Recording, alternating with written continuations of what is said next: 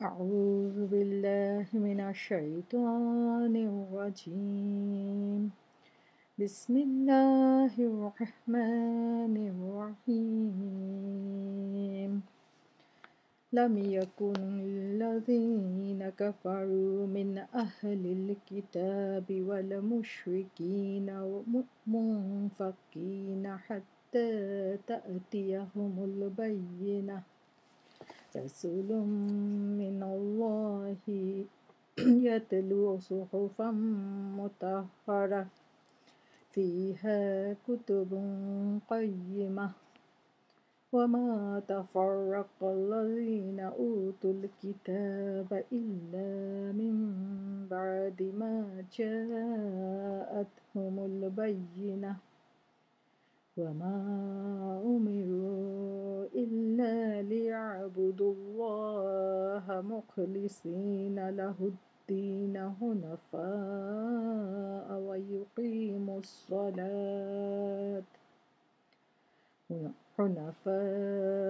ويقيموا الصلاة ويؤتوا الزكاة وذلك دين القيمة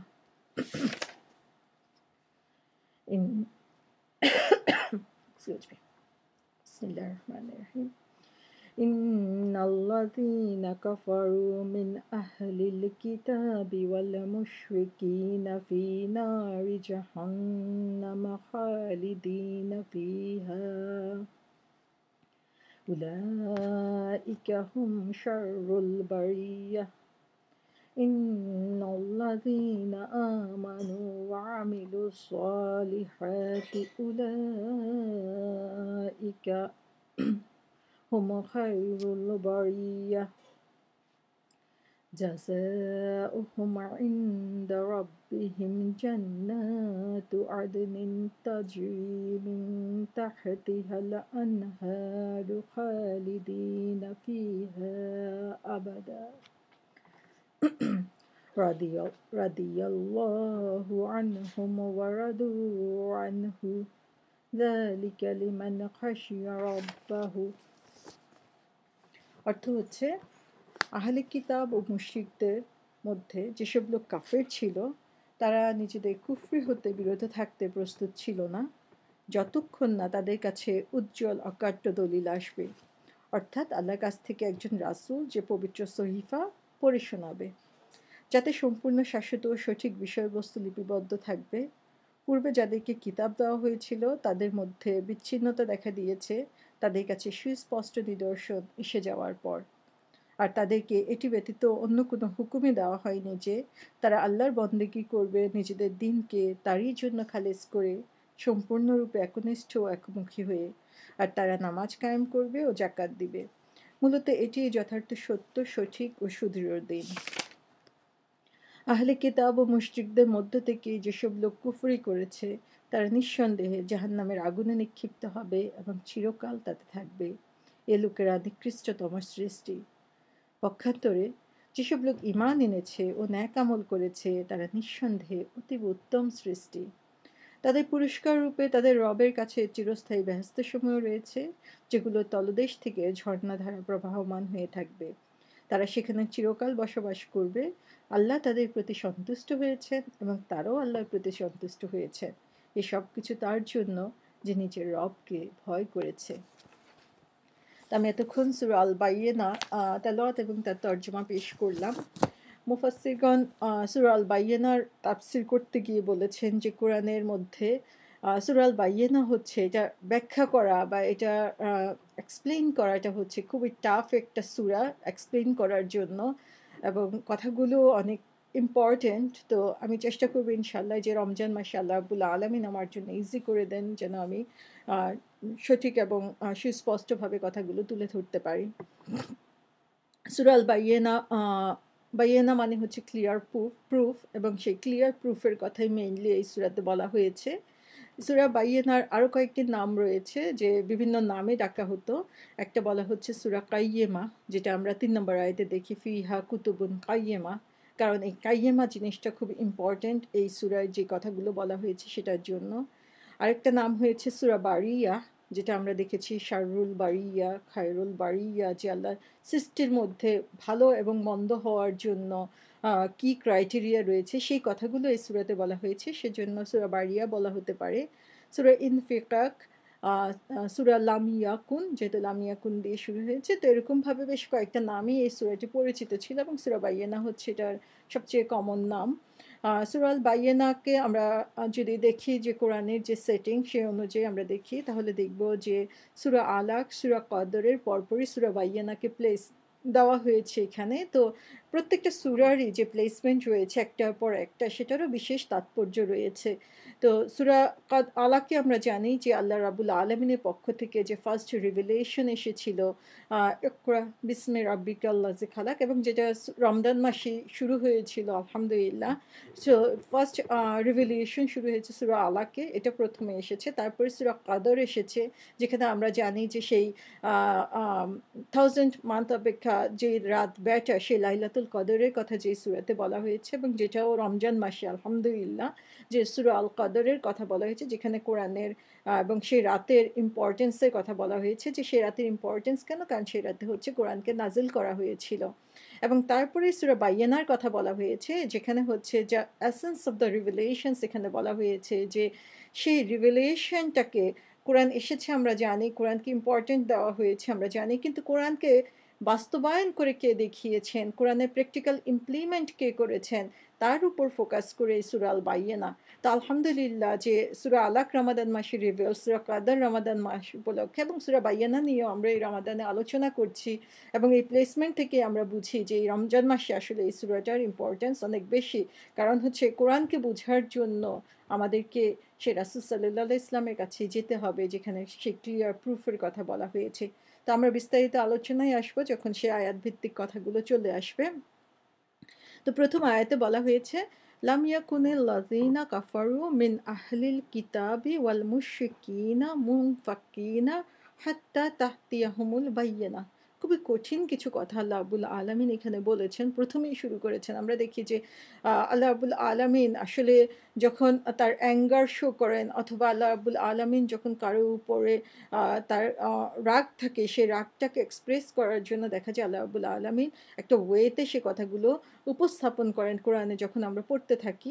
এখানেও আমরা দেখি যে আল্লাহ রাব্বুল আলামিন বলছেন যে আহলে কিতাব এবং মুশরিক যারা কাফির ছিল, তারা নিজেদেরকে সেপারেট করতে রেডি ছিল না যতক্ষণ না তাদের কাছে এসেছে বাইয়েনা।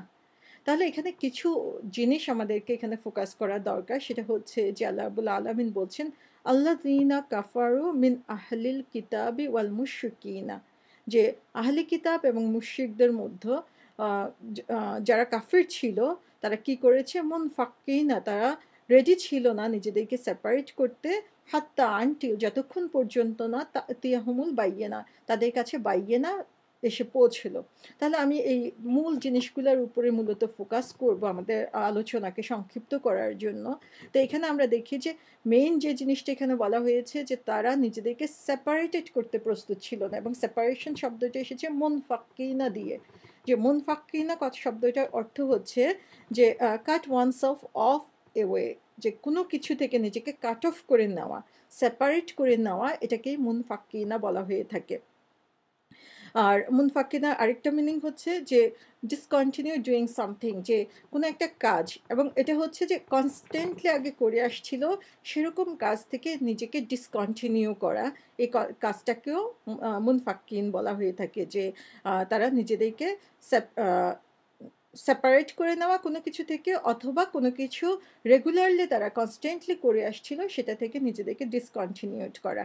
এবং মুনফাক্কিনা শব্দের আরেকটা মিনিং যেটা বোঝায়, ঠিক এক্সাক্ট মিনিং না, কিন্তু এই শব্দটা থেকে যেটা বোঝায় সেটা হচ্ছে যে এই যে সেপারেশন করা বা এই যে ডিসকন্টিনিউ করা, এটি ইজিলি অ্যাচিভড না, যে বললাম হয়ে গেল এরকম না, বরং মুনফাক্কিনা দিয়ে যেটা বোঝায় সেটা হচ্ছে যে এই সেপারেশনের জন্য they have to work out, যে someone has to work out, they have to try, they have to give effort, যে কোনো চেষ্টা পরিশ্রম সাধনা করে যে সেপারেশনটা করা, সেটাকেই বলা হয় মুনফাক্কিন। আমরা ডিটেলস আলোচনা পরে যাব। তাহলে এখানে আমরা দেখছি যে মুনফাক্কিনা শব্দের মিনিং মূলত যেটা হচ্ছে যে কোনো জিনিস থেকে নিজেকে সেপারেট করে নেওয়া, অথবা কনস্ট্যান্টলি যেই কাজ করছিল সেটা থেকে নিজেকে ডিসকন্টিনিউড করা। এবং এই যে সেপারেশন বা ডিসকন্টিনিউ করা, এটা হচ্ছে একটা এফোর্টের মধ্যে দিয়ে হতে হবে, চেষ্টার মধ্যে দিয়ে হয়, সেরকম কাজকে মুনফাক্কিনা বলা হয়ে থাকে। অ্যারাবিকে মুনফাক্কিনা বা ইনফাক শব্দটা যেখানে ইউজ করা হয়েছে, সেইখানে আসলে স্পেশাল কিছু ক্ষেত্রে এই কথাগুলি ইউজ করা হয়েছে। যেমন আমরা দেখি যে যখন কেউ পড়ে গেল, তার কি হলো, ফ্র্যাকচার হলো, ফ্র্যাকচার হয়ে তার বোনটা ডিসলোকেটেড হয়ে গেল। আমরা জানি যে যখন ফ্র্যাকচারটা হচ্ছে সেটা কতটুকু পেইনফুল, এবং একটা কারণেই সেই ঘটনাটা ঘটছে। তো ইনফাক শব্দটা তখন ইউজ করা হয়েছে যে যখন এই পেইনফুল ডিসলোকেশন হচ্ছে বোনের, তখন এরাবরা ইনফাক শব্দটা ইউজ করে। তাহলে এখান থেকে বোঝা যাচ্ছে যে মুনফাক্কিনা হচ্ছে একটা সেপারেশন যেটা আমাদের এফোর্ট দিয়ে করতে হয়, এবং সেটা হচ্ছে খুবই পেইনফুল, খুবই কষ্টকর সেই সেপারেশনটা, যেহেতু আমাদেরকে এফোর্ট দিতে হচ্ছে, অথবা প্রসেসটাই হচ্ছে পেইনফুল একটা প্রসেস। তাহলে এখানে আমরা মুনফাক্কিনা জিনিসটা দেখলাম। তারপরে বলা হচ্ছে যে আল্লাযীনা কাফারু মিন আহলিল কিতাবি ওয়াল মুশরিকিনা। এখানে আহলিল কিতাব শব্দটা এসেছে। আহলিল কিতাব শব্দটা মানে হচ্ছে, আমরা যেটা বলি আহলে কিতাব, খুব পরিচিত আমার মনে হয় যে আমাদের বাঙালিদের মধ্যেও, যে যারা হচ্ছে বইয়ের ধারক, বা যাদের কাছে হোলি বুক এসেছিল, যাদের কাছে হোলি কিতাবগুলো এসেছিল, আসমানি বুক এসেছে, আসমানি গ্রন্থ এসেছে, তাদেরকে আহলি কিতাব বলা হয়। এবং আমরা জানি যে চারজন নবীর পাঁচজনের ফলোয়ারদেরকে আহলি কিতাব বলা হচ্ছে এখানে, এবং তাদের কে যারা ফলো করছে তারাও সেই কিতাবের অনুসারী, যারা তাওরাত, ইনজিল, জাবুর, কোরআন সবাই আহলে কিতাবের মধ্যে অন্তর্ভুক্ত, ইব্রাহিম আলাইহিস সালামের সহিফা। তো যারাই সেই হোলি বুকের ফলোয়ার, বা যাদের কাছে হোলি বুক এসেছে, তাদেরকে আহলে কিতাব বলা হয়ে থাকে। এবং মুশরিকিন, মুশরিকিন মানে হচ্ছে যারা শিরক করে, অর্থাৎ তারা হচ্ছে আল্লাহর সাথে অন্যদেরকে অংশীদার হিসাবে নিয়ে নেয়, আল্লাহর সাথে অন্য কাউকে তারা শেয়ার করে থাকে, শুধু আল্লাহকেই তারা একক মাবুদ হিসাবে মানে না। তাহলে এখানে দেখি আমরা আহলে কিতাব এবং মুশরিক দুইটা কিন্তু সেপারেটলি ইউজ করা হয়েছে। যদিও আমরা দেখি যে আহলে কিতাবদের মধ্যেও কিন্তু শিরক করে থাকে। যেমন খ্রিস্টান যারা ফলো করে থাকে, তারা হচ্ছে যে আল্লাহর সাথে তারা ঈসা আলাইহিসসালামকে ফলো করছে, অথবা তাদের সন্তান হিসেবে মেনে নিচ্ছে, সেটা এক ধরনের শিরক। তারপরে হচ্ছে যে কেউ কেউ আবার ওজাইকে তার সাথে কম্পেয়ার করছে। তো এরকমভাবে তাদের মাঝেও কিন্তু শিরকটা রয়েছে। কিন্তু আল্লাহ রাব্বুল আলামিন মুশরিকুন আবার আলাদাভাবে বলেছেন যে ডেফিনেটলি তারা আল্লাহকে একক মাবুদ হিসেবে মানছে না, যদিও এবং তারা সেই বইকেও ফলো করছে না, এ ধরনের লোকজনকে এখানে উল্লেখ করা হয়েছে। তাহলে এখানে আহলে কিতাব এবং মুশরিকিন দেখে বলা হয়েছে যে আল্লাযীনা কাফারু মিন আহলিল কিতাব। কাফারু শব্দটার যদি আমরা ব্যাখ্যা করি, তাহলে দেখব যে এটা আমাদের খুবই পরিচিত একটা সূরা কুফরি, আমরা বলে থাকি যারা অবিশ্বাস করে। তো কুফর শব্দটা মেইনলি অ্যারাবিক যে ওয়ার্ডটার মিনিং, সেটা হচ্ছে যে কোনো ডার্ক অথবা আন্ডারগ্রাউন্ডে কোনো বীজকে বাড়ি করা, বীজকে লুকিয়ে রাখা, সিড, বাড়ির seed in a dark or dark area or in an underground area, এটাকে বলা হচ্ছে কুফর। তাহলে মূলত কুফর দিয়ে যেটা বোঝানো হয় সেটা হচ্ছে যে ডার্কনেসের মধ্যে থাকা, কাউকে ডার্কনেসের মধ্যে রাখা, অথবা কাউকে কোনো যে ট্রুথ, যেটা সত্য, যেটা সেটাকে গোপন করে নেওয়া, সেটাকে কুফর বলা হয়। আরবিকে খুব প্রচলিত একটা শব্দ হচ্ছে কফার, এবং সেটা হচ্ছে কৃষকের জন্য ইউজ করা হচ্ছে। কারণ হচ্ছে কৃষক কী করে, কৃষকের কাজের একটা ফার্স্ট স্টেপই হচ্ছে যে তার সিডটাকে সে হচ্ছে মাটির নিচে গোপন করে রাখে। তো কোনো জিনিসকে যেটা সত্যি রয়েছে সেই জিনিসটাকে হাইড করা, সেই জিনিসটাকে গোপন করে রাখা, এটাই হচ্ছে কুফরি। তা আমাদের ইসলামিক পরিভাষায় কুফরি জিনিসটা কি? কুফরি জিনিসটা হচ্ছে যে যেটা ট্রুথ, যেটা সত্য, সেটাকে রিজেক্ট করা, সেটাকে গোপন করা, সেটাকে ডিনাই করা, সেটা হচ্ছে কুফরি। তাহলে এখানে মেইন কুফরি যেটা বলা হচ্ছে সেটা হচ্ছে যে আল্লাহকে মানতে অস্বীকার করা। তার মানে হচ্ছে যে এটাই হচ্ছে ট্রুথ। হু ক্রিয়েটেড আস, কে আমাদেরকে সৃষ্টি করেছে, কে আমাদেরকে এত কিছু দিয়েছে, কে আমাদের সমস্ত কিছু গাইড করছে, কে আমাদের টেক কেয়ার করছে। আমরা যদি সেই দিকগুলো চিন্তা করি তাহলে একটাই অ্যান্সার, কোরআনেও বারবার বলা হয়েছে যে যখন তাদেরকে প্রশ্ন করবা তখন তারাও বলবে যে এটা আল্লাহ। কিন্তু তারা কি করছে, যে আল্লাহর যে পরিচয়, আল্লাহর যে ক্রাইটেরিয়াগুলো রয়েছে, আল্লাহর যে নামগুলো দিয়ে আল্লাহর পরিচয়কে আল্লাহ রাব্বুল আলামিন ফুটিয়ে তুলেছেন, সেটাকে রিজেক্ট করছে, সেটাকে বিশ্বাস করছে না, অথবা সেটাকে গোপন করছে, ১ নাম্বার। আর ২ নাম্বার হচ্ছে যে এই যে আল্লাহর পরিচয় যার মাধ্যমে আমরা পেয়েছি, সেই মেসেঞ্জার যে মেসেজটুকু নিয়ে এসেছে, বা আল্লাহ রাব্বুল আলামিন আমাদেরকে যে মেসেজ দিয়েছেন তার হোলি বুকের মাধ্যমে, যে আসমানি কিতাবগুলোর কথা আমরা জানি, সেগুলোর মাধ্যমে যে মেসেজ দিয়েছেন, সেই মেসেজগুলোকে রিজেক্ট করা, সেগুলোকে অবিশ্বাস করা, সেটাও এক ধরনের কুফরি।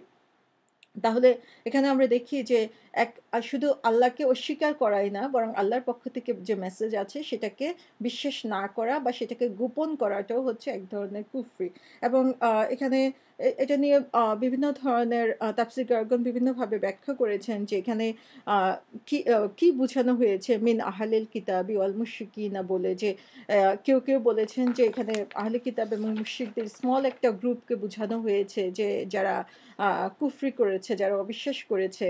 আবার কেউ বলেছেন যে অল অফ দেম, তাদের সবাইকেই সেখানে বোঝানো হয়েছে। কারণ আমরা দেখি যে তারা আসলে আল্টিমেটলি আল্লাহর যে পরিচয় সেটা ২ গ্রুপই কিন্তু হাইড করছে। সেখানে স্মল গ্রুপের কোনো প্রশ্ন আসে না। বরং তারা সবাই মেইন যে সত্যটা, সেই সত্যটা থেকে নিজেদেরকে দূরে সরিয়ে রাখছে। অথবা যে যে মেসেজগুলো নিয়ে এসেছে, তারা কাউকে মানে, কাউকে মানে না। তো সেরকমভাবে আমরা দেখি যে তারা সবাই কিন্তু সেই কুফরিটা করছে। তো সবচেয়ে বেশি যে প্রমিনেন্ট যে তাফসির এসেছে এটার জন্য, সেটাতে বলা হয়েছে যে আসলে এটা মিন আহলিল কিতাবই বলতে তাদের কোনো গ্রুপকে বোঝানো হয় নাই, বরং তাদের যে ক্রাইটেরিয়া সেটা বোঝানোর জন্য, যে যারা এরকম অবিশ্বাসী, তারা সেই আহলে কিতাব এবং সে মুশরিকিন, তারা সবাই হচ্ছে সেই অবিশ্বাসীদের অন্তর্ভুক্ত। তাহলে এখানে কাফের কারা বলতে বুঝালে সেখানে আল্লাহ রাব্বুল আলামিন রিফ্লেক্ট করছেন যে আহলে কিতাব এবং মুশরিক তারা সবাই এখানে কুফরি করছে।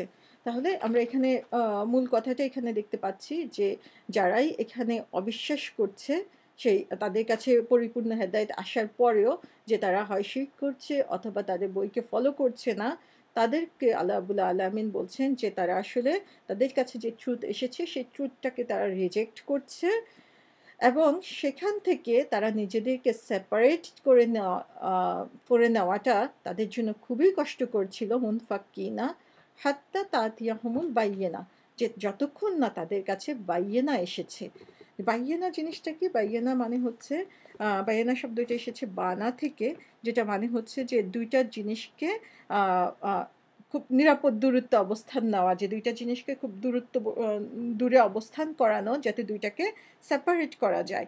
তো বাইয়েনা দিয়ে আসলে ২ টা গ্রুপকে এখানে বোঝানো হয়েছে, এবং বানা থেকে বাইয়েনার যে মিনিং আসছে সেটা হচ্ছে ক্লিয়ার প্রুফ, ক্লিয়ার এভিডেন্স, যে সুস্পষ্ট প্রমাণ। তাহলে এখানে আল্লাহ রাব্বুল আলামিন বলছেন যে সেই সুস্পষ্ট প্রমাণটা কিরকম? যেটা হচ্ছে ২ টা গ্রুপকে টোটালি সেপারেট করে দেয় এবং ২ টা গ্রুপকে আলাদাভাবেই চিনা যায়। এবং সেই ২ টা গ্রুপ কি হবে? সেই ২ টা গ্রুপ হচ্ছে, যেহেতু আগে কুফর শব্দটা আল্লাহ রাব্বুল আলামিন ইউজ করেছেন, তার মানে ২ টা গ্রুপ হচ্ছে either they are believer or they are disbeliever, যে তারা হয় বিশ্বাসী নয়তো অবিশ্বাসী। এর মাঝামাঝি আর কিছু নাই, যে আমি একটু করলাম, একটু করলাম না, একটু রাখলাম, একটু রাখলাম না, একটু ফলো করলাম, আরেকটু ফলো করলাম না। তার মাঝামাঝি কোনো অবস্থান নাই। এই ক্লিয়ার প্রুফ হচ্ছে মানুষকে ২ টা ক্লিয়ারলি ২ টা গ্রুপে ভাগ করে দিয়েছে। যেটা আমরা দেখি যে আল্লাহ রাসূল সাল্লাল্লাহু আলাইহি ওয়াসাল্লাম যখন এসেছেন, যখন এই কোরআনের দাওয়াত দেওয়া শুরু করলেন, তখন সেখানে টোটালি ২ টা গ্রুপ হয়ে গেল। যদিও সবাই আল্লাহ রাসূলকে পছন্দ করতেন, যে আলোচনা আমরা পরে আবার করব ইনশাআল্লাহ। তারপরেও দেখা গেল যে তাদের মাঝে ক্লিয়ারলি ২ টা গ্রুপ আসলো, যারা রাসূলকে ফলো করেছে, যে তিনি সত্য বলেছেন, আর যারা রাসূলকে ফলো করে নাই এবং তার এগেইনস্টে কাজ করেছেন। তো আল্লাহ বলছেন যে এরকম এই ক্লিয়ার প্রুফ কি করে? এই ক্লিয়ার প্রুফ ২ টা গ্রুপকে সেপারেট করে দেয়। সুতরাং ইন বিটুইন আমাদের আর কোনো রাস্তা নাই, যে না আমি এখান থেকে একটু নিব, এখান থেকে একটু নিব। এই সুযোগ আর আমাদের জন্য নাই। আল্লাহ রাব্বুল আলামিন বলে দিচ্ছেন যে তাদেরকে ২ টা গ্রুপে সেপারেট করে দেওয়ার মতো ক্লিয়ার প্রুফ এখানে চলে এসেছে। সূরা মাইদাতে বলা হয়েছে ১৯ নম্বর আয়াতে, হে আহলে কিতাবগণ, তোমাদের কাছে আমার রাসূল আগমন করেছেন, যিনি পয়গম্বরদের বিরতির পর তোমাদের কাছে পুঙ্খানুপুঙ্খ বর্ণনা করেন, যাতে তোমরা একথা বলতে না পারো যে আমাদের কাছে কোনো সুসংবাদদাতা ও ভীতিপ্রদর্শক আগমন করেননি। অতএব তোমাদের কাছে সুসংবাদদাতা ও প্রদর্শক এসে গেছেন। আল্লাহ সবকিছুর উপর শক্তিমান। আল্লাহ বলে দিচ্ছেন যে তোমাদের কাছে এই যে রাসূল পাঠানো হয়েছে তা কি জন্য? সেটা হচ্ছে যে তোমাদেরকে এই সঠিক ওয়েটা দেখিয়ে দেওয়ার জন্য, যে তোমরা একদিকে সুসংবাদ পেতে পারো, আরেক দিক দিয়ে তোমাদেরকে ভয়ও দেখাতে পারে। তাহলে তোমরা কোন ওয়েতে যাবা সেটা তোমরা ঠিক করে নিতে পারো, এবং তোমাদের জন্য অলরেডি সেটা এসে গিয়েছে। সূরা আল-লাইলে আল্লাহ বলছেন, ইন্না আলাইনা লাল হুদা, যে পথ বলে দেওয়া আমারই দায়িত্ব। যে আল্লাহ রাব্বুল আলামিন পথ আমাদেরকে বলে দিচ্ছেন। এখন আমি কোন পথ ফলো করব সেটা সম্পূর্ণ স্বাধীনতা আল্লাহ রাব্বুল আলামিন আমাদেরকে দিয়ে দিচ্ছেন। তাহলে আমরা এটা দেখতে পাই যে মোটামুটি আমরা একটা আইডিয়া পেলাম, যেখানে বলা হয়েছে যে আল্লাহ রাব্বুল আলামিন বলছেন যে তারা হচ্ছে সেই গ্রুপ যারা হচ্ছে অবিশ্বাস করেছে, এবং সেই অবিশ্বাসকারীরা কোত্থেকে আসছে? আহলে কিতাব এবং মুশরিকুন ২ টা গ্রুপ থেকেই তারা এসেছে, এবং তাদের কাছে ক্লিয়ার প্রুফ আসার আগ পর্যন্ত তাদের নিজেদেরকে এই সেপারেট করে নেওয়া, যেটা তারা কন্টিনিউয়াসলি বিলিভ করছিল, সেটা থেকে নিজেদেরকে সেপারেট করে নেওয়া তাদের জন্য খুবই কষ্টকর ছিল। তাহলে এখানে আমার কাছে যেটা মনে হয়েছে যে এই যে মুনফাক্কিনা, এই শব্দটা হচ্ছে এই আয়াতের জন্য খুবই ইম্পর্ট্যান্ট একটা সাইড। কারণ এটা যদি আমরা বুঝতে পারি তাহলে দেখা যাবে যে আমরা পুরা সূরাটাই আমাদের জন্য অনেকটা বোঝা সহজ হয়ে যাবে। তো মুনফাক্কিনা হচ্ছে, আমরা যেটা আগেই বলেছি, যে এটা হচ্ছে যে কন্টিনিউয়াসলি আগে যে কাজগুলো করে এসেছিল সেখান থেকে নিজেকে বিচ্ছিন্ন করে নেওয়াটা হচ্ছে তাদের জন্য পেইনফুল, এবং সেই পেইনফুল কাজটা কী ছিল? সেটা হচ্ছে যে কুফরি থেকে নিজেদেরকে বিচ্ছিন্ন করে নেওয়া। তো আমরা আসলে যখনই কোরআনে এরকম আহলে কিতাবদের কথা বলি, বা আগের যে নবী রাসূলদের ফলোয়ারদের কথা বলি, আমরা পড়ি আর বলি, আহারে বনী ইসরাইল এরকম করেছে, আহারে ঈসা আলাইহিসসালামের ফলোয়াররা এমন করেছে, মুসা আলাইহিসসালামের ফলোয়াররা এমন করেছে, সালেহ আলাইহিসসালামের ফলোয়াররা এমন করেছে, তাদের জন্য আমাদের আফসোস হয়। কিন্তু আমরা একবার যদি এভাবেই চিন্তা করি যে এই যে তাদের এই পরিণাম হয়েছে, যেজন্য আমরা আজকে আফসোস করেছি, সেই পরিণামের কারণ কি? কেন তাদেরকে আল্লাহ রাব্বুল আলামিন এই পরিণাম দিয়েছেন? তাহলে আমরা বুঝতে পারবো যে আল্লাহ রাব্বুল আলামিনের নিয়ম কিন্তু শাশ্বত, চিরন্তন, সবসময়ের জন্য একই রকম। আল্লাহ কখনো কারোর জন্য যে ফেভার করবেন, কারোর জন্য রুল চেঞ্জ করে দিবেন, এরকম না। যেটা আমরা জানি, ভালো যেটা সবার জন্যই ভালো, খারাপ যেটা সবার জন্যই খারাপ। পয়জন সেটা হচ্ছে যে বিলিভার খেলেও যেমন পয়জন কাজ করবে, ডিসবিলিভার খেলেও কিন্তু সেই পয়জন সেম ভাবেই কাজ করবে। তো সেখানে আমরা দেখি যে আমরা কিন্তু আমাদেরকে এখন এভাবে চিন্তা করতে হবে, যাদের কথা আল্লাহ রাব্বুল আলামিন পরবর্তীতে এসেছে যে যারা এই কাজগুলো করবে তাদের জন্য আল্লাহ জাহান্নামে কঠিন শাস্তি রেখে দিয়েছেন। তো সেই কঠিন শাস্তি আমাদের জন্য চলে আসবে যদি আমরা তাদের মতো হয়ে যাই। তাহলে তাদের জন্য এটা খুবই কঠিন ছিল যে তারা যে কালচারে বিলিভ করত, তারা যেই ধরনের অবিশ্বাসের মধ্যে ছিল, সেই অবিশ্বাস থেকে নিজেদেরকে বিচ্ছিন্ন করে নেওয়া। আজকে আমরা যদি চিন্তা করি, আমরা কি আসলেই কোরআন এবং তার মেসেঞ্জারের ফলো করছি, নাকি আমরা আমাদের কালচারের ফলো করছি? এবং যদি আমরা তাই করে থাকি তাহলে দেখা যাবে যে আমরাও কিন্তু তাদের কাতারেই চলে আসছি, কারণ আমরা মেসেঞ্জারের যে মেসেজ সেটাকে আমরা ফলো করছি না। আল্লাহ আমাদেরকে মাফ করুক। যে আসলে আমি চিন্তা করে দেখলাম যে আমরা কন্টিনিউয়াসলি আগে যে কাজগুলো করে থাকি সেই কাজগুলো থেকে নিজেকে দূরে সরিয়ে আনা আসলে খুবই কঠিন একটা কাজ। যেমন আমরা উদাহরণস্বরূপ বলতে পারি, সেটা হচ্ছে যে আমাদের দেশে জাকাত দেওয়ার যে সিস্টেমটা আমরা দেখি যে রমজান মাসে এটা খুবই ইম্পর্ট্যান্ট একটা কাজ আমরা করে থাকি, যে জাকাত দেওয়া। সে জাকাত দেওয়ার যে সিস্টেমটা আমরা যদি কোরআন এবং হাদিস পড়ি তাহলে আমরা যে ওয়েতে জাকাত দেই সেটা আসলে রাইট ওয়ে না।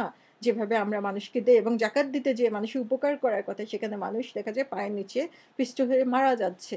অথচ সেটা রাইট ওয়ে না। আজকে যদি মানুষকে বলা হয় যে না এটা করবে না, তোমরা ওইটা করো, তখনই বলবে যে হ্যাঁ, আমার জেনারেশন টু জেনারেশন এই কাজ করে আসছে, আজকে তুমি আসছো এই কথা বলতে।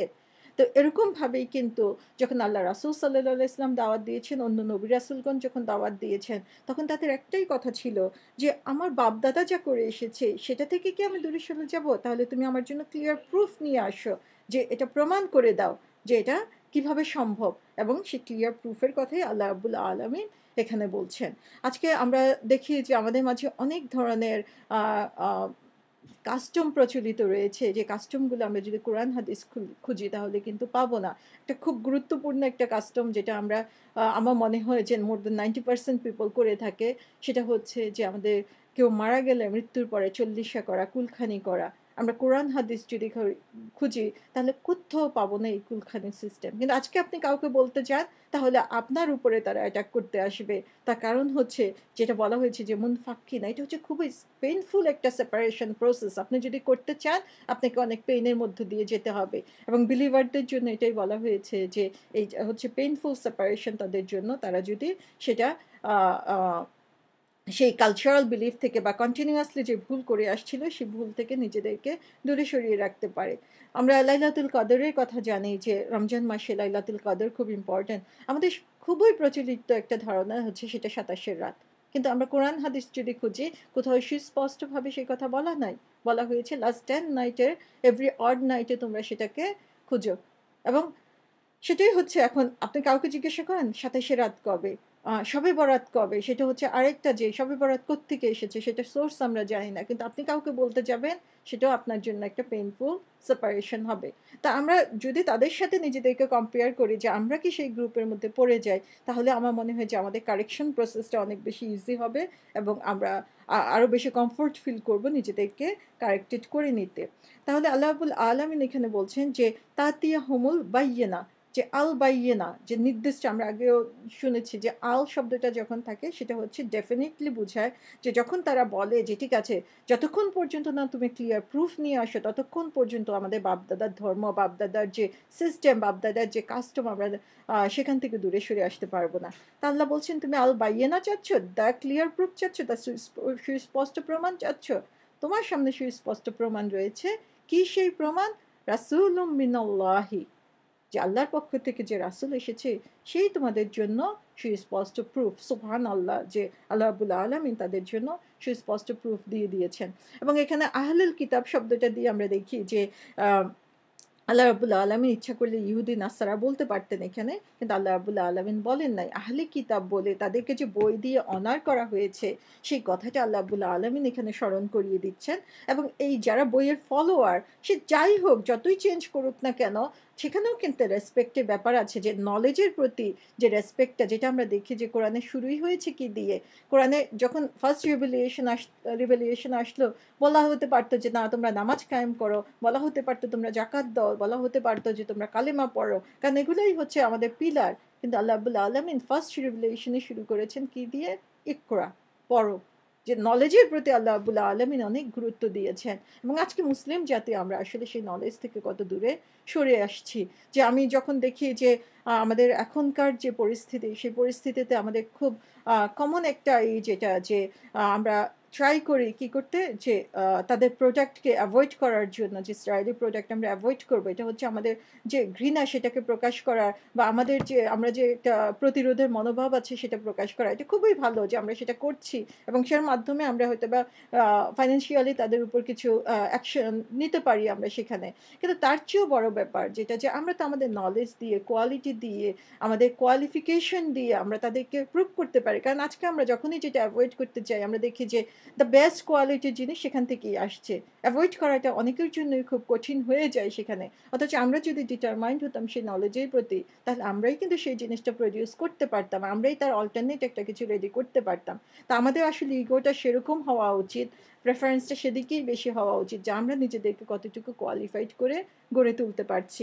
তো এখানে আমরা দেখি আল্লাহ আহলে কিতাব বলে, যদিও তারা ফলো করে না, কিন্তু তারপরেও ভদ্র ভাষা ব্যবহার করেছেন। তা আসলে আমাদের এই ধরনের সিম্প্যাথি থাকা উচিত। যারা অন্যায় করবে, জুলুম করবে, তাদের এগেনস্টে আমাদের দাঁড়াতে হবে। কিন্তু তার মানে হচ্ছে এমন না যে ইন জেনারেল সবার এগেনস্টে আমরা চলে যাব যেহেতু তারা মুসলিম না। কারণ মুসলিমদের মধ্যে অনেক ভালো মানুষ রয়েছে, আমরা জানি না কখন তারা ব্যাক করবে, কখন তারা আল্লাহর পথে ফিরে আসবে। আবু সুফিয়ান আল্লাহ রাসূলের শত্রুতা করেছেন কত বছর ধরে, কিন্তু তারপরে তিনি আল্লাহর পথে চলে এসেছেন। তা আমরা জানি না যে কখন তারা গাইডেড হতে পারে। সেজন্য এই নলেজের প্রতি রেসপেক্ট রেখে আমাদের তাদের সাথেও ভদ্র ভাষা আমাদেরকে ব্যবহার করতে হবে। তারপরে বলা হয়েছে যে রাসূলুম মিনাল্লাহি ইয়াতুলু সুহুফাম মুতাহারা। তাহলে দ্য ক্লিয়ার প্রুফ কি, যে প্রুফের কথা তোমরা এতক্ষণ বলে আসছো, তো ক্লিয়ার প্রুফ তোমাদের সামনে রয়েছে। সেই আরবের কাফের দিকে আল্লাহ রাব্বুল আলামিন বলছেন যে তোমাদের সামনে যে মেসেঞ্জার রয়েছে সেই হচ্ছে তোমাদের জন্য ক্লিয়ার প্রুফ।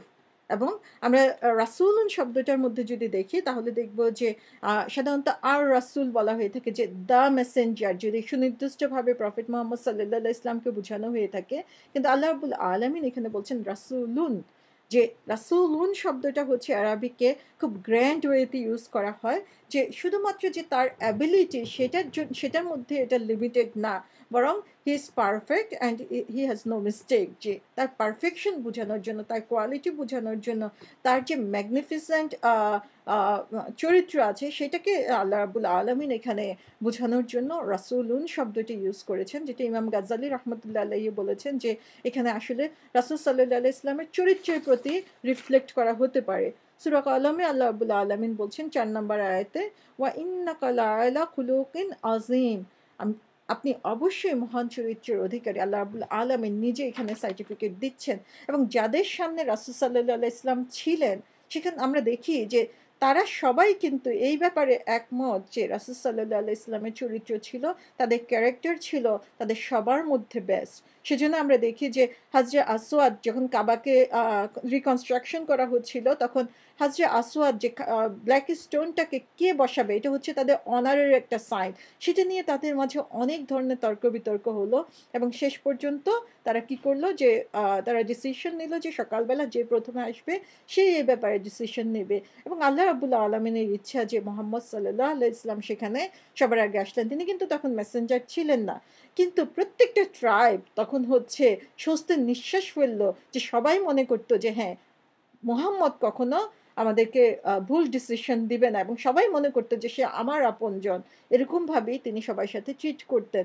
তো তারা যতই রাসূল সাল্লাল্লাহু আলাইহি ইসলামকে মেসেঞ্জার হিসেবে অবিশ্বাস করুক, কিন্তু তাদের কাছে এই প্রুফটা ছিল যে তার চরিত্র তাদের সবার চেয়ে ভালো ছিল, এবং তার যে আকল, তার যে ইন্টেলেক্ট, তার যে বুদ্ধি বা তার যে পার্সোনালিটি, সেটা তাদের সবার চেয়ে বেস্ট ছিল। সেজন্য তার ডিসিশনটাই তারা সবাই মেনে নিয়েছিল। এবং আমরা দেখি যে রাসূল সাল্লাল্লাহু আলাইহি ইসলামের যে চরিত্র, আসলে যে রাসূল সাল্লাল্লাহু আলাইহি ইসলাম নিজেই একটা মিরাকল ছিলেন আল্লাহর পক্ষ থেকে। যে তিনি একদম ছোটকাল থেকে শুরু করে তার সারা জীবনে তিনি যে কাজগুলো করেছেন, প্রত্যেকটা কাজ হচ্ছে তার ক্রাইটেরিয়া, কোয়ালিটি দিয়ে, তার চরিত্র দিয়ে তিনি মানুষের মনকে জয় করে নিয়েছেন।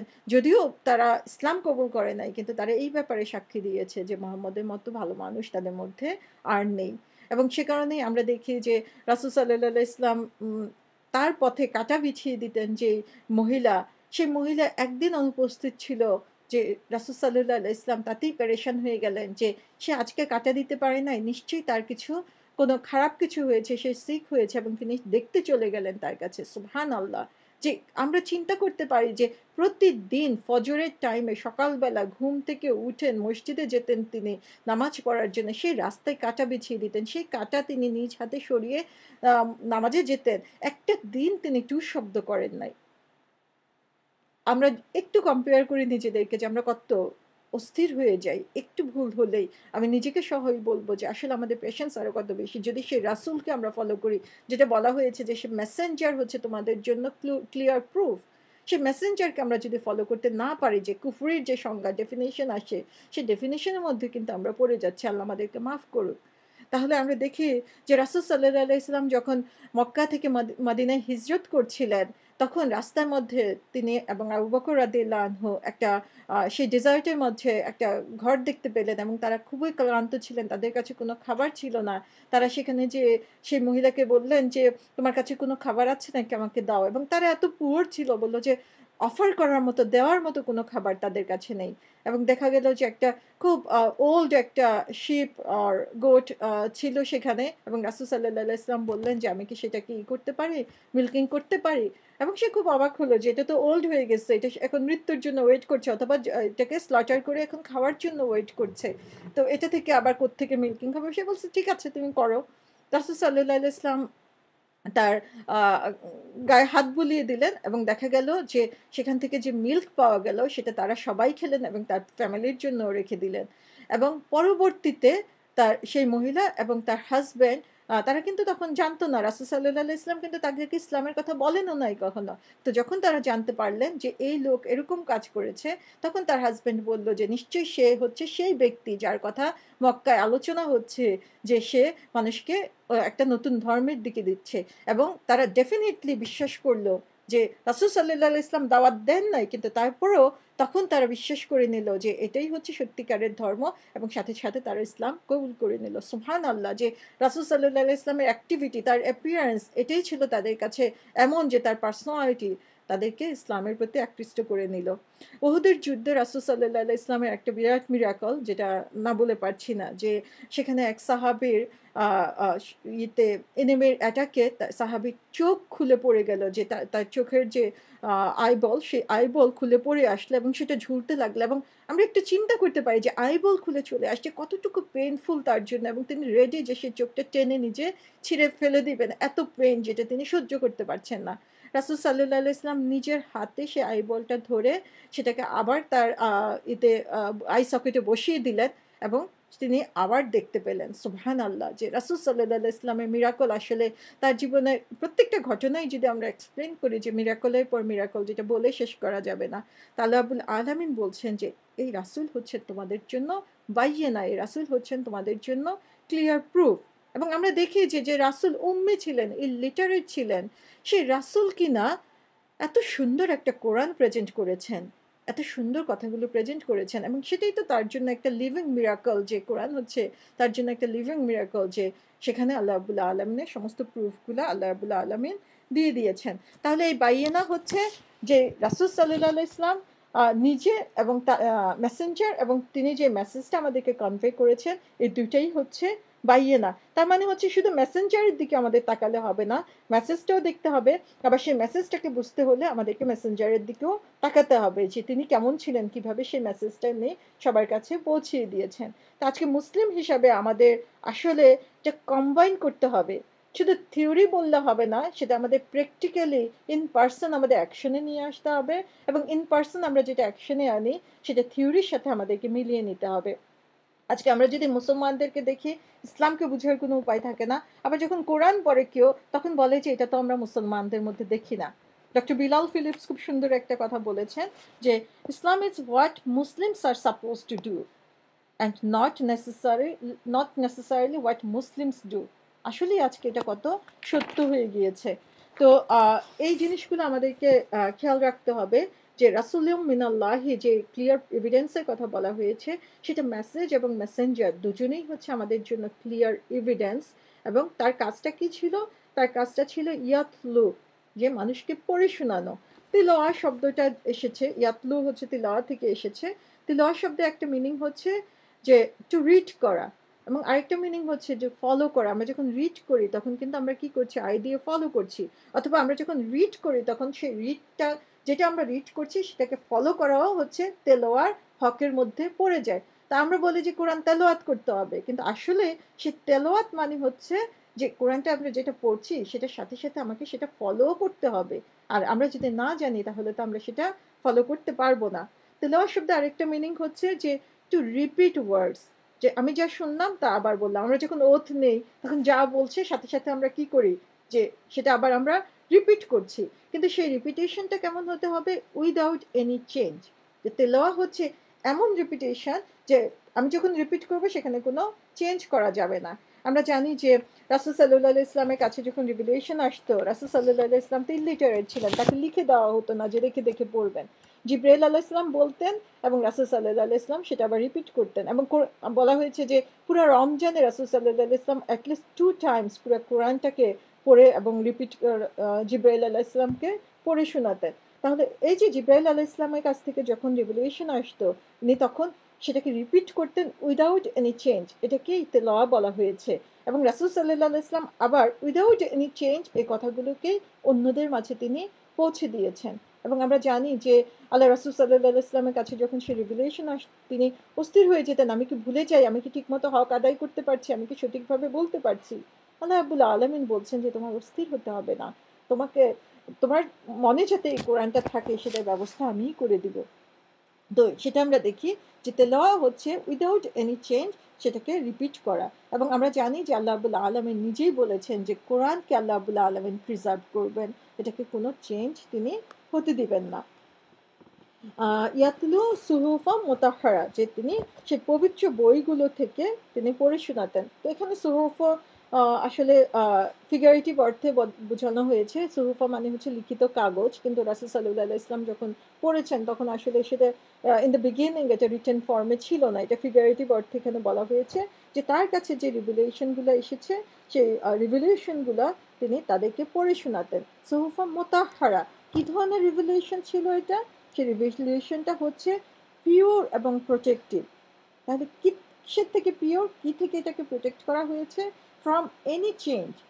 যে বইটা, যে রিভেলেশনটা এসেছে, যে ওহী তার কাছে এসেছে, সেটা কোনো ধরনের চেঞ্জ থেকে এটাকে প্রোটেক্ট করে রাখা হয়েছে, কোনো ধরনের ফলসহুড থেকে এটাকে প্রোটেক্ট করা হয়েছে, যে কোনো মিথ্যে এখানে আশ্রয় পায় না, কোনো ধরনের মিসগাইডেন্স থেকে এটাকে প্রোটেক্ট করা হয়েছে। সুবহানাল্লাহ, আমরা যেটা দেখি যে অন্য যে হোলি বুকগুলোতে প্রত্যেকটা জিনিসে হয়ে গিয়েছে, এবং আল্লাহ বলছেন যে এটা হচ্ছে এমন বই যে বইটা কোনো চেঞ্জ হবে না, যেটা হচ্ছে কোনো মিথ্যা এটার মধ্যে থাকবে না, এবং কোনো মিসগাইডেন্স এটার মধ্যে থাকবে না। সুবহানাল্লাহ। তাহলে রাসূল সাল্লাল্লাহু আলাইহি ইসলামের কাজ যেখানেই বলা হয়েছে সেখানে ফার্স্ট কাজই কিন্তু বলা হয়েছে ইয়াতলু, তিলাওয়া করা, রিড করা, কোরআনকে পড়া।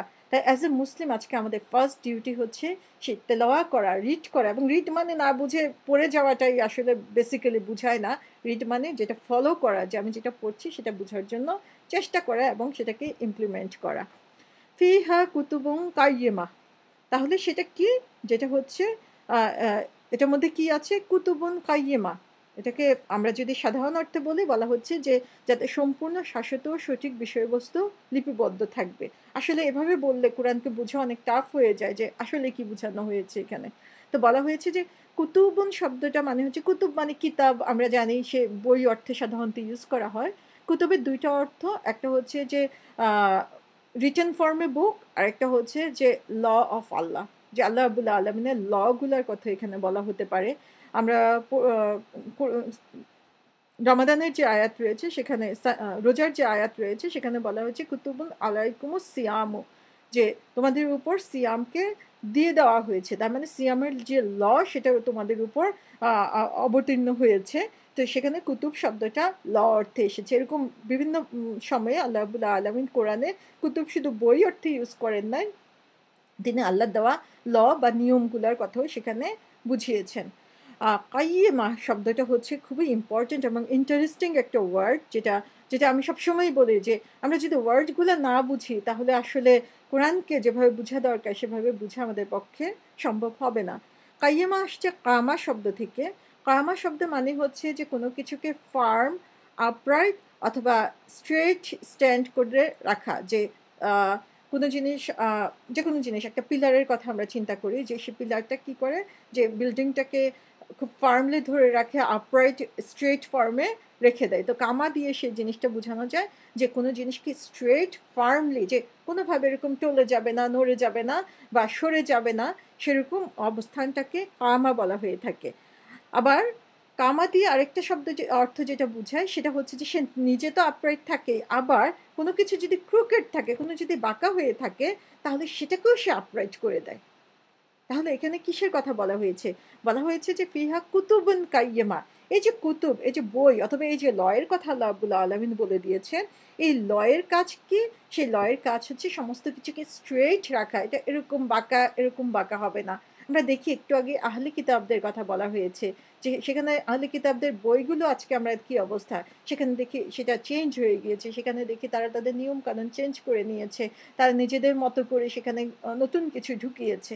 তা আল্লাহ বলছেন এটা হচ্ছে সেই বই যেটা হচ্ছে নিজের যে ফর্ম, সেই ফর্মে সে আপরাইট, এবং সে নিজে শুধু আপরাইট থাকে না, বরং এটাতে যে ল গুলো রয়েছে সেই ল গুলো কি করে, আশেপাশে যে জিনিসগুলো ক্রুকেড থাকবে, যে জিনিসগুলো অনিয়ম হচ্ছে, যে জিনিসগুলা যে সিস্টেম বলে দেওয়া আছে সেই সিস্টেমের বাইরে রয়েছে, সেগুলোকে পর্যন্ত আপরাইট করে দেওয়া হয়। তাহলে এই বইয়ের কাজ হচ্ছে এভরিথিং আপরাইট অ্যান্ড ফার্ম রাখা।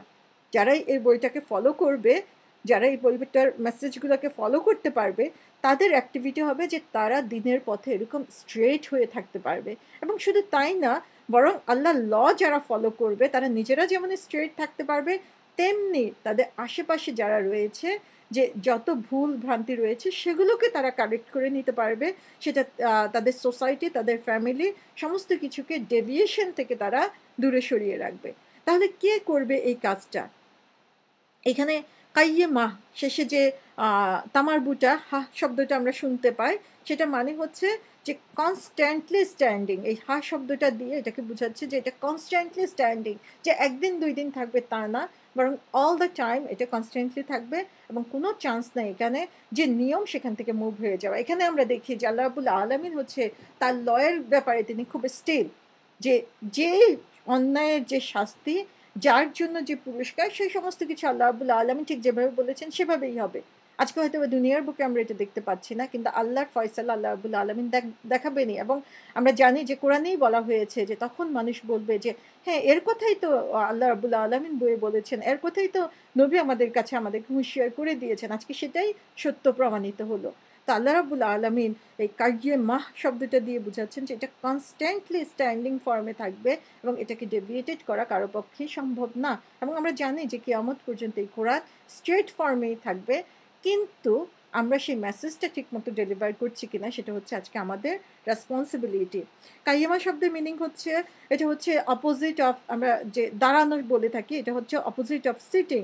তার মানে হচ্ছে যে সে সিট করে না, সে দাঁড়ানো অবস্থায় থাকে। তো একজনকে যদি দাঁড়াতে হয়, তার সিট করাটা খুবই ইজি, তাই না? আমরা যেখানে হোক কোনোভাবে বসে থাকলাম, কিন্তু সেখান থেকে উঠে দাঁড়ানোর জন্য কি দরকার? তার জন্য সে তার কনফিডেন্স থাকা দরকার যে আমি দাঁড়াতে পারবো, এবং তার মোটিভেশন থাকা দরকার, এবং এটা তার কারেজ শো করে যে আমিও করতে পারবো। তো আমরা দেখি যে আমাদের সোসাইটিতে যখন অন্য খারাপ কাজগুলো হতে থাকে, তখন মনে হয় যে অন্যরা করছে আমিও করি না কেন? তারা সবাই ব্র্যান্ডেড জিনিস ইউজ করে, আমিও ব্র্যান্ডেড জিনিস ইউজ করি। তারা সবাই দেখা যায় যে এটা ওইটা বলে পার পেয়ে যাচ্ছে, আমিও পার পেয়ে যাই। এরকম কথা বলার সুযোগ কিন্তু কোনো মুসলমানের নাই, যে সমাজের স্রোতে আমরা গা ভাসিয়ে দিব, সেটা না। বরং আমি যদি স্ট্রেট থাকি, তাহলে আমার এই স্ট্রেট ফরওয়ার্ড অবস্থান দিয়ে, বা আমি যদি কোরআনকে সঠিকভাবে ফলো করতে পারি, সেই অবস্থান দিয়ে আমি আশেপাশে যারা ফলো করছে না তাদেরকে কিন্তু আমি সেই স্ট্রেট ফর্মে নিয়ে আসতে পারবো। তাহলে এই কাইয়েমা দিয়ে আসলে বোঝানো যায় যে এই বইটা হচ্ছে আমাদেরকে একটা মিশন সেট করে দিচ্ছে, যে আমাদেরকে সেই মিশনের দিকে মোটিভেটেড হতে হবে, আমাদের কারেজ থাকতে হবে, আমাদের সাহস থাকতে হবে, সে ধরনের পেশেন্স থাকতে হবে সেই আপরাইট ফর্মে নিজেদেরকে রাখার জন্য। আর যখন আমি আপরাইট থাকতে পারবো, তখন কিন্তু আশেপাশের লোকজনকে আমি বলতে পারবো। আজকে দেখা যায় যে আমরা অনেক কিছুই বলি কিন্তু নিজে করি না, যেটা কোরআনে আল্লাহ রাব্বুল আলামিন বলছেন সূরা সফে, যে তোমরা এমন কথা কেন বলো যা তোমরা আসলেই করো না। তো এই জিনিসটা হচ্ছে মুসলমানদের জন্য খুবই রিস্কি এবং ডেঞ্জারাস বিহেভিয়ার, যে আমরা একটা কথা বলবো অন্যদেরকে, কিন্তু নিজেরা সেটা করব না। এবং সেই কাইয়েমা, সেই কুতুবুন কাইয়েমা কিন্তু আমাদেরকে সেটা শিখায় না, আমাদেরকে নিজেদেরকে স্ট্রেট থাকতে হবে। আজকে আমি যদি স্ট্রেট থাকি, তাহলেই কিন্তু আমি আমার ফ্যামিলি মেম্বারদেরকে বলতে পারবো। আজকে আমি যদি ফলো করি, তাহলেই আমি আমার বাচ্চাদেরকে বলতে পারবো, আমার আত্মীয় স্বজনকে বলতে পারবো, আমার নেইবরকে বলতে পারবো, আমার ফ্রেন্ডসদেরকে বলতে পারবো। আর না হলে সেই বলার মধ্যে আসলে কোনোই বরকত থাকবে না, সেই বলা কোনোই কাজে আসবে না। তাহলে আমরা দেখি যে আল্লাহ রাব্বুল আলামিন কত সুন্দরভাবে বলে দিচ্ছেন যে এই যে মেসেঞ্জার যে মেসেজ তোমাদের কাছে নিয়ে এসেছেন, সেই মেসেজটা এই বুকের মধ্যে আছে, সেই লগুলো এই বুকের মধ্যে আছে, এবং এই লটা হচ্ছে খুবই স্ট্রিক্ট। তুমি ফলো করো আর নাই করো, কিন্তু এই ল থাকবে, এবং সেটা সে খুব স্ট্রিক্ট ফর্মেই থাকবে। তাহলে এই স্ট্রিক্ট ফর্মে এই লটাকে এস্টাবলিশ করা এখন কার কাজ? আজকে উম্মতে মুহাম্মদী হিসেবে তার ফলোয়ারদের কাজ হচ্ছে এই মেসেজটাকে মানুষের সামনে উপস্থাপন করা।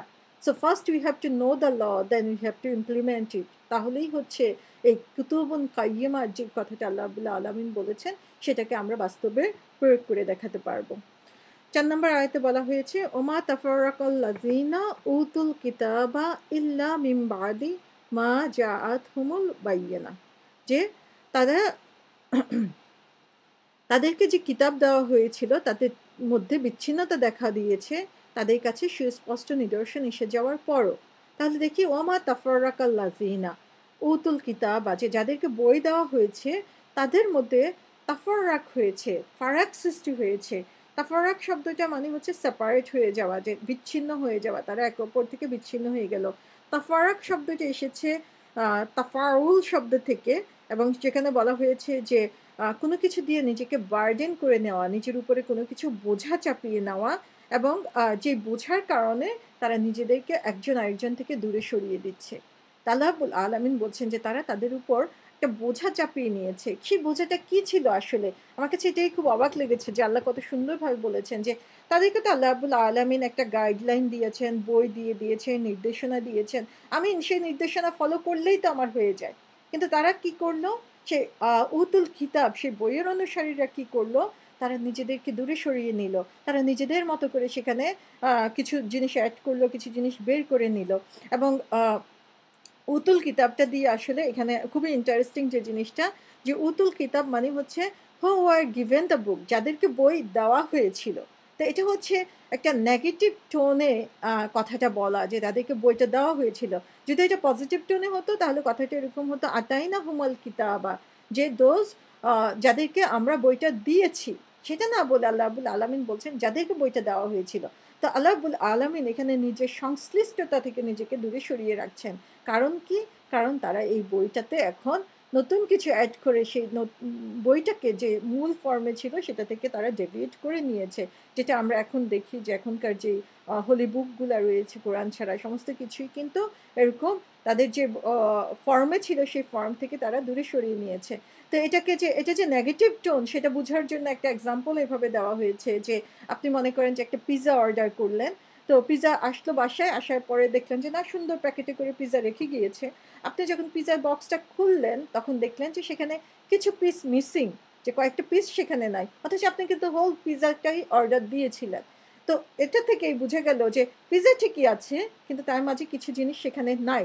তো উতুল কিতাবের যে নেগেটিভ কনটেক্সটটা সেটা হচ্ছে এরকম যে বইটা ঠিকই আছে, কিন্তু বইটার মধ্যে যেভাবে যে জিনিসগুলো থাকার ছিল কিছু জিনিস সেখানে নাই, অথবা জিনিসটা চেঞ্জ হয়ে গিয়েছে।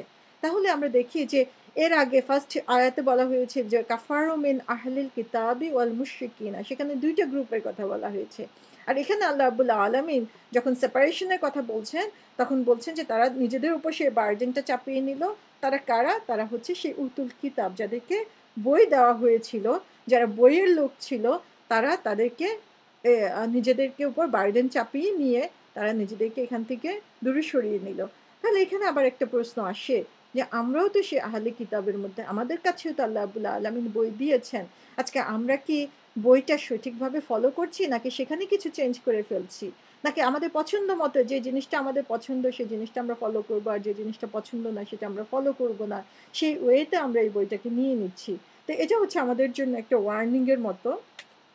সূরা শুরা 13 নম্বর আয়াতে আল্লাহ বলছেন যে তিনি তোমাদের জন্য দ্বীনের ক্ষেত্রে সেই পথে নির্ধারিত করেছেন যার আদেশ দিয়েছিলেন নূহকে, যা আমি প্রত্যাদেশ করেছি আপনার প্রতি, এবং যার আদেশ দিয়েছিলাম ইব্রাহিম, মূসা এবং ঈসাকে, এই মর্মে যে তোমরা এই দ্বীনকে প্রতিষ্ঠিত করো এবং তাতে অনৈক্য সৃষ্টি করো না। আল্লাহ রাব্বুল আলামিন এখানে বলছেন যে শুধু আমাদের রাসূলের জন্য যে পাঠিয়েছেন এমন না, তার আগে যত নবী রাসূল এসেছেন সবাইকেই বলেছেন যে তোমরা এটাকে এস্টাবলিশ করো এবং তোমরা সেপারেটেড হয়ে না, নিজেদের মাঝে বিচ্ছেদ করো না। 24 নম্বর আয়াতে সূরা শুরারই 14 নম্বর আয়াতে এখানে বলা হচ্ছে ওমা তাফাররাকু ইল্লা মিন বাদি মা জাআহুমুল ইলমু বাগিয়াম বাইনাহুম, যে তাদের কাছে জ্ঞান আসার পরেই তারা পারস্পরিক বিভেদের কারণে মতভেদ করেছে। যে এখানে আল্লাহ রাব্বুল আলামিন বলছেন যে তারা এমন না এই কারণে তারা ডিভাইডেড হয়ে গেছে যে তারা জানতো না, তারা বুঝে নাই, তা না। বরং তাদের কাছে এই বাইয়িনা আসার পরেই তারা বিভেদ হয়েছে, বিভক্ত হয়েছে। তার মানে যে আল্লাহ তাদেরকে হেদায়েত দেন নাই, তাদেরকে গাইড করেন নাই, সেটা বলার তাদের কোনো সুযোগ নাই। গাইডলাইন পাওয়ার পরেই তারা সেখানে নিজেদেরকে বার্ডেন করে নিয়েছেন, নিজের উপর বোঝা চাপিয়ে নিয়েছে। সেই বোঝাটা কি? সত্য থেকে নিজেকে সরিয়ে নেওয়ার বোঝা। তারপরে বলা হয়েছে ওমা উমিরু ইল্লা লিয়াবুদুল্লাহা মুখলিসিনা লাহুদ্দিনা হুনাফা ওয়া ইউকিমুস সলাতা ওয়া ইউতুজ যাকাতা ওয়া যালিকা দীনুল কাইয়্যিমা। তাহলে আল্লাহ এখানে বলছেন যে এখানে উমেরু শব্দটা যেটা, এটাকে বলা হয়েছে যে পেসিভ ফর্মে এটা ইউজ করা হয়েছে। আমরা আগেও বলেছিলাম যে পেসিভ ফর্মে যখন ইউজ করা হয় সেটা হচ্ছে যে যিনি কাজটা করা খুব ইজি সেটা বোঝানোর জন্য পেসিভ ফর্ম অ্যারোবিকে ইউজ করা হয়। তা আল্লাহ বলছেন যে আমরা তাদেরকে অর্ডার করেছে, আমরা তাদেরকে এই নির্দেশই দিয়েছিলাম যে এই অর্ডারটা ফলো করা তাদের জন্য খুবই ইজি ছিল। সেই অর্ডারটা কি ছিল? এবং এই উমিরু শব্দটা যখন বলা হয় আরবিকে, এটা খুব লাভিং একটা রিলেশন বোঝানো হয় যে আজকে যেন কথাটা এরকমভাবে বলছি যে, তোমার এই অবস্থা, শুধু এইটুকু করলেই তো তুমি এই বিপদ থেকে বেঁচে যেতে। বিপদটা কি সেটা আমরা পরে দেখছি। কিন্তু আল্লাহ রাব্বুল আলামিন আমাদেরকে এত সুন্দরভাবে এখানে বলছেন যে, আজকে তোমাদের এই অবস্থা কেন? আমি তো তোমাদেরকে শুধু এতটুকু জিনিস করতে বলেছি। সেই এতটুকু জিনিস কি? যে লিয়াবুদুল্লাহা মুখলিসিনা লাহুদ্দিনা। ১ নাম্বার হচ্ছে যে তোমরা তোমাদের আল্লাহর ইবাদত করো মুখলেস সাথে। যে খালেসভাবে তোমরা আল্লাহর ইবাদত করবে, নামাজ কায়েম করবে, যাকাত দিবে। এবং এটাই হচ্ছে দীনুল কাইয়্যিমা। তো এখানে আমরা যদি আবদ শব্দটা ব্যাখ্যা করতে যাই, সেটা বিরাট একটা ব্যাখ্যা চলে আসে। আমরা যদি সংক্ষেপে বলি তাহলে হচ্ছে যে আবদ মানে হচ্ছে স্লেভারি। সো ওরশিপিং আর স্লেভারির মধ্যে ডিফারেন্স রয়েছে। ওরশিপিং মানে যখন আমি ৫ মিনিট নামাজে দাঁড়ালাম সেটাই ওরশিপিং। কিন্তু আল্লাহ বলছেন তুমি স্লেভ, তোমার স্লেভারি করতে হবে। তো সেটা শুধু ৫ মিনিটের জন্য না, সেটা হচ্ছে through out my life from যখন আমি ওয়েক আপ করছি তখন থেকে ঘুমানো পর্যন্ত সমস্ত সময়টাই হচ্ছে সেই আবদের মধ্যে রয়েছে। এটা হচ্ছে ফুল টাইম একটা জব যে একটু সময় আমি করব, একটু সময় আমি করব না। আমার ইচ্ছামতো আমি করব, আমার ইচ্ছামতো করব না। সেটা করার কোনো সুযোগ কিন্তু নাই। এবং আল্লাহ বলছেন এটা তুমি খালেসভাবে করো। এখানে হুনাফা শব্দটি ইউজ করা হয়েছে। যে হুনাফা মানে হচ্ছে যে নিজেকে মিসগাইডেন্স থেকে দূরে সরিয়ে নেওয়া এবং to being upright and committed without being distracted by others. তাহলে হুনাফা দিয়ে একটা হচ্ছে যে মিসগাইডেন্স থেকে, যে ভুল পথ থেকে নিজেকে দূরে সরিয়ে রাখার জন্য চেষ্টা করা। আরেকটা হচ্ছে যে আমাকে কমিটেড হওয়া, যে আমাকে যে নির্দেশ দেওয়া হয়েছে সেটা থেকে আমি কোনোভাবেই ডিস্ট্রাক্টেড হব না। মানুষ যতই চাক না ডিস্ট্রাক্ট করতে, আজকে peer pressure, family pressure, neighbour pressure, relative pressure, কত ধরনের প্রেশার আমাদের রয়েছে যেটা আমাদেরকে সেই কমিটেড হওয়া থেকে দূরে সরিয়ে রাখে। তা আল্লাহ এখানে বলছেন যে হুনাফা, যে তুমি নিজের ওয়েতে কমিটেড থাকতে হবে তোমার। এবং কি করতে হবে? নামাজ কায়েম করা। নামাজ কায়েম করার কথা এখানে বলা হয়েছে, যে শুধু নামাজ পড়ে ফেলো সেটা বলা হয় নাই। তার মানে এটা আরও কিছু দাবি করছে আমাদের কাছে, যে সঠিকভাবে পড়া এবং সেই নামাজটাকে সোসাইটিতে এস্টাবলিশ করা। আমি একা পড়বো তা না, আমার ফ্যামিলি মেম্বারদেরকে নিয়ে, আমার আত্মীয় স্বজন সবাইকে এটাতে আমার ইনভলভ করতে হবে। এবং নামাজকে আল্লাহ যেভাবে পড়তে বলেছেন খুশুর সাথে, বুঝবেন, খুশুর সাথে সেভাবেই আমাদের পড়তে হবে। ওয়া ইউতু জাকাতা, তো তোমাদেরকে জাকাত আদায় করার কথা। তো রমজান মাসের জন্য যেটা খুবই ইম্পর্টেন্ট একটা কাজ, আমরা ম্যাক্সিমামই রমজান মাসে জাকাত আদায় করে থাকি বেশি রিওয়ার্ডের আশায়। তো জাকাতের যে গুরুত্ব সেটা বলা হয়েছে, জাকাত আমাদের যে সম্পদ, সেই সম্পদটাকে আসলে পিউরিফাই করে। যে আমরা যদি জাকাত না দেই, আমরা অনেক সময় মনে করি যে ইগনোরেন্ট হয়ে যায়, যে জাকাতটা দিতে হবে সেটা আমরা অনেক সময় খেয়াল করি না। তো আল্লাহ রাব্বুল আলামিন বলছেন যে এটা হচ্ছে আমার তোমার সম্পদকে পিউরিফাই করার একটা উপায়। আমরা যদি জাকাত আদায় না করি তাহলে আরও যত ইবাদতই করি না কেন, আমরা সেই সম্পদ আমাদের জন্য পিউরিফাই হচ্ছে না। এবং যখন আমরা জাকাত দিচ্ছি আমরা মনে করছি কি যে আমরা হয়তোবা গরিবদেরকে, যারা পুয়ার মিসকিনদেরকে আমরা হেল্প করছি এখানে। আসলে আমি হেল্প করছি আমার নিজেকে। কারণ আল্লাহ রাব্বুল আলামিন বলছেন যে এটা দেওয়া আমার জন্য must, we have to do it. এবং সেটা করে আমি আসলে নিজের যে অব্লিগেশন সেটা থেকে ফ্রি হচ্ছি। যাদেরকে দিচ্ছি সেটা কিন্তু বড় ব্যাপার না। তাহলে সেই জিনিসটা আমাদের মনে রাখতে হবে। জাকাতের লিটারাল যে মিনিং সেটা হচ্ছে টু গ্রো। যখন আমি জাকাত দেই সেটা আসলে আল্লাহ রাব্বুল আলামিন সেই জাকাতের কারণে আমার সম্পদকে বাড়িয়ে দিবেন আসলে, এবং সেটাকে পিউরিফাই করার মাধ্যমে সেটা আমার জন্য নাজাতের উসিলা হয়ে যাচ্ছে। এবং আমরা যদি জাকাত না দেই, সংক্ষেপে যেটা একটা হাদিসে এসেছে যে সেদিন সেই ডে অফ জাজমেন্টে সেই জাকাতের যে মানিটা আমরা আদায় করি নাই, সে মানিটা বিরাট একটা সাপ হবে এবং সেই সাপ আমার চিকের মধ্যে ছোবল মারতে থাকবে এবং বলতে থাকবে যে এই আমি তোমার সেই সম্পদ, যে সম্পদ তুমি নিজের কাছে কুক্ষিগত করে রেখেছো এবং যার হক তুমি আদায় করনি। আল্লাহ রাব্বুল আলামিন আমাদের সবাইকে তৌফিক দিন, আমরা যাতে এই কাজগুলো করতে পারি। আজকে এই রমজান মাসে এখনো সময় আছে আমাদের মাঝে, আজকে লাস্ট ডে, আমরা যদি এখনো হিসাব করি এবং এটা খুব সুন্দরভাবে ক্যালকুলেট করতে হবে যে আমার কতটুকু সম্পদের জাকাত দিতে হবে, এবং সেটা ক্যালকুলেট করে আমরা এখনো আদায় করে দেই, আল্লাহ রাব্বুল আলামিন আমাদের সেই এফোর্টটাকে কবুল করে নেন। এবং পরবর্তী আয়াতগুলোতে আল্লাহ রাব্বুল আলামিন যারা এই কুফরি করেছে, এবং মেইনলি এখানে যে কুফরির কথা বলা হয়েছে সেটা হচ্ছে যে বাইয়েনা, যে প্রুফ তোমাদের কাছে এসেছে সেটাকে ইগনোর করা, সেটাকে ফলো না করা। এবং সে বাইয়েনা কি? সেটা হচ্ছে আমাদের মেসেঞ্জার এবং দ্য মেসেজ। তাহলে সেটাকে যারা ফলো করবে না তাদেরকেই মূলত এখানে কুফরের মধ্যে অন্তর্ভুক্ত করে রাখা হয়েছে। তো আল্লাহ মাফ করুক আমাদেরকে, আমরা কতজন আসলে সেই মেসেজটুকু জানি, কতজন রাসূল সাল্লাল্লাহু আলাইহি ওয়াসাল্লাম সম্পর্কে জানি, কতজন সেটাকে ফলো করার জন্য চেষ্টা করছি। আজকে একজন মুসলমান হিসেবে আমাদের প্রত্যেকের দায়িত্ব রাসূলের জীবন সম্পর্কে জানা, তার কথাগুলোকে জানা, তার আমল সম্পর্কে জানা এবং সেটাকে নিজেরা করার জন্য চেষ্টা করা। এবং যদি আমরা সেটা করতে না পারি, আল্লাহ বলছেন যে নিঃসন্দেহে তাদেরকে জাহান্নামের আগুনে রাখা হবে এবং তারাই হচ্ছে শাররুল বারিয়া, নিকৃষ্টতম সৃষ্টি, যে অ্যানিমেলের চেয়েও তাদের অবস্থান খারাপ। কারণ অ্যানিমেলকে আল্লাহ বিবেক দেন নাই, কিন্তু তারপরেও তারা আল্লাহর কথা ফলো করছে। আজকে আমাদেরকে বিবেক দেওয়ার পরেও আমরা কতটুকু তার কথা ফলো করছি। আর তারপরে বলা হয়েছে, আর যারা ঈমান এনেছে এবং নেক আমল করেছে, যে তারা প্যাসেঞ্জারকে বিশ্বাস করেছে, সেই বিশ্বাসকে ফলো করে তারা কাজ করে যাচ্ছে, তাদের জন্য আল্লাহ রাব্বুল আলামিন বলছেন তারা হচ্ছে খায়রুল বারিয়া, তারা হচ্ছে উত্তম সৃষ্টি। যত সৃষ্টি আছে আল্লাহর তার মধ্যে সবচেয়ে বেস্ট হচ্ছে তারা। ইভেন ফেরেশতা থেকে উত্তম বলা হয়েছে, কারণ ফেরেশতাদের কোনো স্বাধীনতা নাই, তাদেরকে অবশ্যই আল্লাহ ইবাদত করতে হবে। আজকে আমাদের স্বাধীনতা দিয়েছে এবং সেই স্বাধীনতাকে আমরা আল্লাহ সন্তুষ্টির জন্য কাজে লাগাচ্ছি এবং তাদের জন্য আল্লাহ রাব্বুল আলামিন বলছেন যে নিয়ামত, যে জান্নাতের যে বর্ণনা দিয়েছেন, সুবহানাল্লাহ, যত সুন্দর জিনিস আমরা কল্পনা করি, প্রত্যেকটা সুন্দর জিনিস দিয়ে সেই জান্নাতকে ভরপুর করে দেওয়া হয়েছে। এবং তার চেয়েও বড় রহমত, আল্লাহ বলছেন যে আল্লাহ তাদের প্রতি সন্তুষ্ট এবং তারাও আল্লাহর প্রতি সন্তুষ্ট। দুনিয়াতে যখন কোনো লেনদেন হয়, দুই পক্ষই স্যাটিসফাইড থাকবে, এটা পাওয়া কিন্তু খুব কঠিন। কিন্তু আল্লাহ বলছেন যে আল্লাহর সাথে লেনদেনটা হচ্ছে এরকম যে দুই পক্ষই স্যাটিসফাইড থাকবে তারা যখন এটা সম্পাদন করে শেষ করতে পারবে। এবং কাদের জন্য?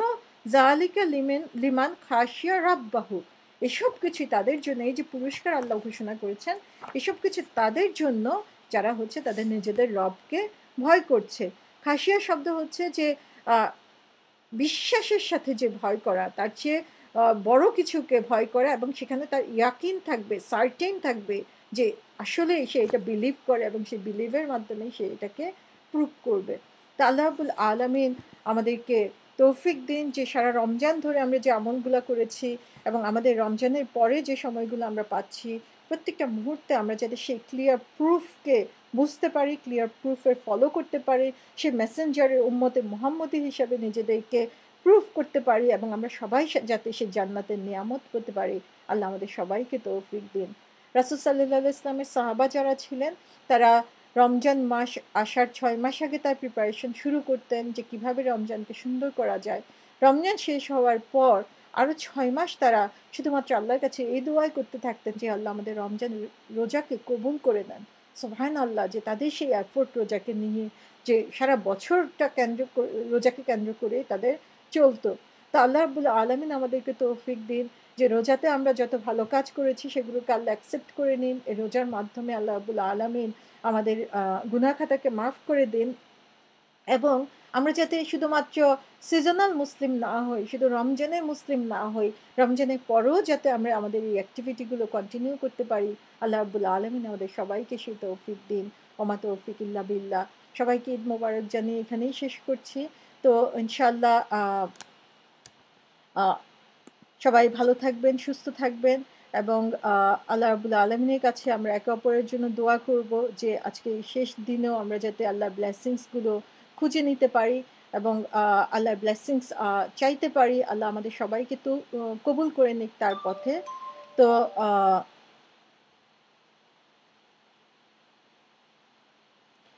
আমরা দেখি যে আমাদের নেক্সট প্রোগ্রামের ব্যাপারে আমরা একটু ফিক্স করতে পারি এখন।